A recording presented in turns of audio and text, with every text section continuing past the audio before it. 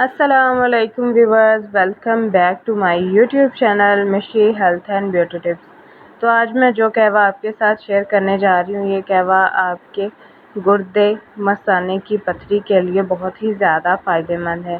یہ with in days آپ کے جو پتھری ہیں ان کو ریزہ ریزہ کر کے تو یورین کے راستے ان کو نکال دے گا، اور اس کے علاوہ جو لیور پہ فیٹ آ چکا ہے پتھریوں کی وجہ سے، اور جسم میں day by day weight gain ہونا شروع ہو گیا آپ کا، تو وہ اس کے لیے بھی بہت زیادہ فائدہ مند ہے۔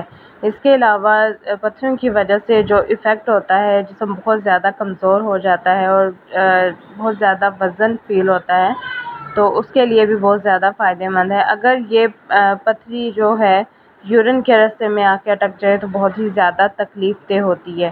تو آج جو میں آپ کو بتانے جا رہی ہوں، اس نسخے پر آپ نے عمل کرنا ہے اور ویڈیو کے اینڈ تک لازمی دیکھنا ہے۔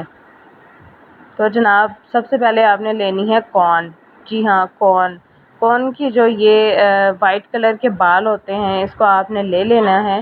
2 سے 3 عدد کارن آپ نے لینی ہے، یعنی کہ سٹا یا چھلی جو بھی آپ کی زبان میں اس کو کہتے ہیں، اس کے آپ نے بال اتار لینے ہیں، ٹھیک ہے۔ اور 2 سے 2.5 کلو جو پانی ہے وہ آپ نے ڈال لینا ہے ایک پین میں، تو اس میں اچھی طرح سے آپ نے اس کو پکانا ہے۔